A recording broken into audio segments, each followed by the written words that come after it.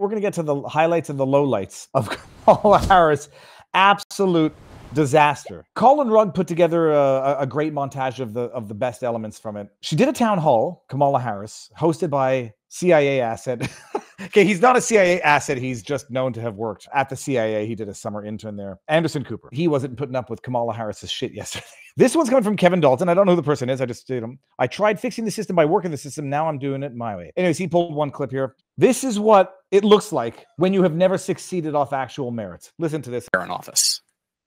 That's a great question, Joe. Well, I am certainly not perfect. So let's start there. And I think that perhaps a weakness, some would say, but I actually think it's a strength, is I really do value having a team of very smart people around me who bring to my decision-making process different perspectives. My team will tell you, I am constantly saying, let's kick the tire on that. Let's kick the tires on it. Kick the tires. Oh, yeah, because I used to work. Well, after I was done with my stint at McDonald's, I went to work at a garage. And, you have to kick the tires to make sure they have proper air in them, eh? Well, I am certainly not perfect. So let's start there.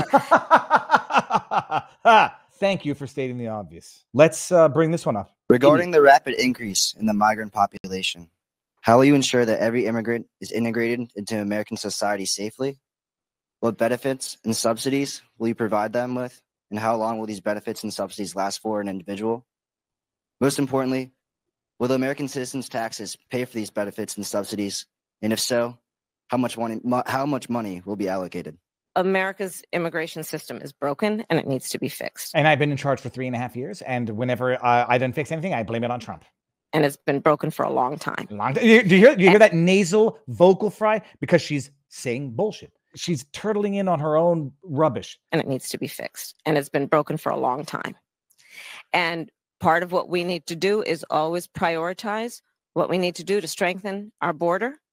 I will tell you, I'm the only person in this race among the two choices that voters have. I've personally prosecuted transnational criminal organizations in the trafficking of guns, drugs, and human beings. I have spent a significant part of my career making sure that our border is secure and that we do not allow criminals in and we don't allow that kind of trafficking to happen and come into our country. She has spent a significant portion of her career doing that. The last 3.5 years have been an abject failure by her own admission, but she just blames it. This is beyond verbal diarrhea. This is literally finding a way to say A and not A at the same time. And as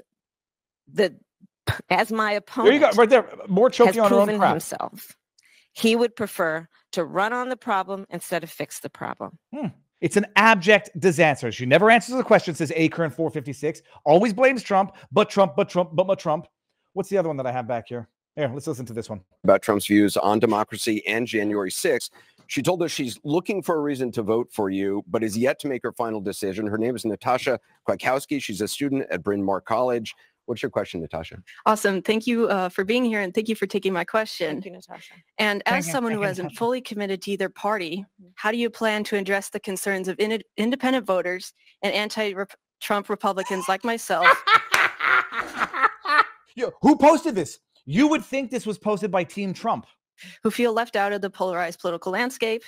And what specific actions would you take to bridge the political divide and create more unity? She feels left out of the polarized political landscape, but she's an anti-Trump Republican. You can't make up this kind of stupidity. And the person who posted this posted it thinking it makes Kamala Harris look good, and that this woman right here on the left is representative of the independent, uncommitted electorate, uncommitted anti-Trump Republican. Holy sweet merciful hell.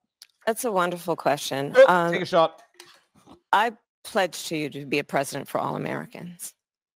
And I think, to the point of, in the spirit of your question, that people are frankly exhausted with what has been happening over the last several years, which is this environment that is suggesting that Americans should be pointing fingers at one another, that we are divided as a nation, instead of what I think you and I will speak for us, I think, who believe and know. The vast majority of us have so much more in common than what separates us. How many times have you heard that, by the way, guys? Repetition is her job. And I think that the American people deserve to have a president who is grounded in what is common sense, what is practical, and what is in the best interest of the people, not themselves. I started my career as a prosecutor, and I will tell you, I never and most of my career was outside of Washington, D.C., by the way. Only 4 years when I was in the Senate were in Washington. Other than being vice president. So that's 4 years in the Senate, other than being vice president. That's 7.5 years. I haven't been in government for so long. Just when I had the 4 years in Senate, 3.5 years as vice president, that's 7.5 years. I'm 59, 60 years old, and my entire life in public as a DA in the public sphere. Okay. In my career as a prosecutor, asked a victim or a witness. Are you Republican or Democrat? I've only asked if you're okay. The only thing I've ever career as a prosecutor asked a victim or a witness if they're Republican, are you a Democrat or a Republican? I've only asked if they're the only thing I've ever asked is, are you okay? And I do believe that is lady. If they came to you as a result of being a victim of a violent assault or a sexual assault, they're probably not okay. That might be a dumb question to ask. People deserve in their president, and not someone who makes decisions based on who voted for them or what is in their personal interest. And this is coming from the administration that has locked up Peter Navarro, locked up Steve Bannon, prosecuted 800, some peaceful, mostly peaceful protesters from January 6th, who's used the full weapon of the lawfare to go after these people. It's insanity that this should work on anybody. I reference that because, as we know, it has been revealed that Donald Trump, when he was president, during extreme disasters, when it came time to determine how those areas, those people who had been traumatized by extreme weather would get relief, he asked the question, did they vote for him? Well, now we know why their response was what it was in North Carolina, because in as much as they're accusing Trump of having done that, you know damn well that that is exactly what they themselves are doing. This is from Harris Faulkner. Rich people paying their fair share. Can you be more specific? Income taxes are already on a graduated scale, where the more you make, the higher percentage you pay in taxes. So the rich are paying a disproportionate amount in taxes as it is. Over 40% of Americans don't pay any income taxes. Also, the really high earners may move their money offshore if there are disincentives in the U.S. This could impact the economy. I would like to hear more nuts and bolts about your economic plans. Sure. Thank you, Pam. So first of all, it is the case in the United States of America that billionaires on average pay less taxes as a percentage than teachers and firefighters and nurses. I'm talking about hard workers like pound the street, have some success. Yes, no, I understand, but I want to just let's set the scene, right? Yeah. So when I say that the richest among us need to pay their fair share, what is that? I am referencing that, and I need to reference that because sadly, Donald Trump, when he was president, Donald Trump gave tax cuts to the richest, to billionaires and big corporations. And how did that impact the economy, Kamala? Because at this point in time, it's not an issue as to how it impacted the economy. The only question is to who gets to take credit for how it impacted the economy. When, they're no longer even trying to hide the fact that the economy was better under Trump. You just got Obama up on stage the other day saying that it was better under Trump because that was my economy. He didn't do that. He inherited my good economy. So we know that the economy was better under Trump. Now you're just disagreeing over causality. Let's carry on. Which added trillions of dollars to our deficit. So that sadly needs to be said in a way that should be obvious to your point, but is not given what he did. Now, in terms of what we need to do to bring down taxes, I have pledged and have a plan for a middle-class tax cut that would affect 100 million Americans, including, for example, what we will do around small businesses in terms of tax deductions, in terms of what small businesses are now being mired in terms of a bureaucracy around they have to fill out and do their taxes in a way that actually holds them back. Part of my plan includes extending a middle-class tax cut that would include... Okay, we've heard the rest. Absolutely, but not just rubbish, disastrous. Aaron Rupar, who is the biggest propagandist on earth, to the point where he has a definition in the Urban Dictionary. The Kamala Harris town hall was fine. She's more than capable.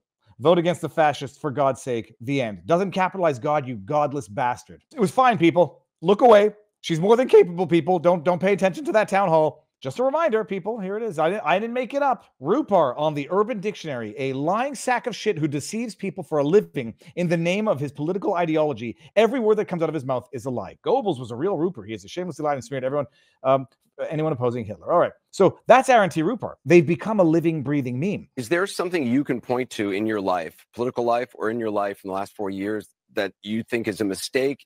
I mean, I've made many mistakes. And they range from, I have made many mistakes. I don't know how make it a quote works on Twitter, because whenever I do it, I get like I get like the quote of my saying, make it a quote.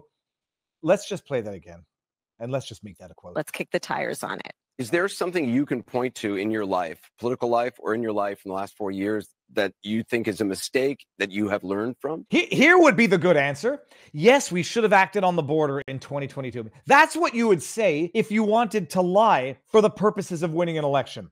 Yeah, you know what? In retrospect, we could have done what we did this year, which radically reduced the illegal crossings, but only in comparison to the quadrupling in the first year. That would be something where you could blame it on Biden and where you could actually come up with something plausible that would give you something to build on in the future. But this vapid, brain-dead idiot can't even do that. She could have said, yeah, maybe I shouldn't have been sleeping with the man who was 40 years my elder, who was still married, although not in a relationship. I mean, I've made many mistakes, and they range from, infidelity, sleeping my way through my career to what else? If you've ever parented a child, you make lots of mistakes. Now, this is a problematic one as well, because we know that she doesn't have children of her own, whether or not, she parents Doug Emhoff's kids. Maybe talk about Doug Emhoff's mistakes. Yeah, we've all made mistakes. I mean, who hasn't boned the nanny and gotten her pregnant? Let he who is without impregnated the nanny cast the first stone. Am I right or am I right?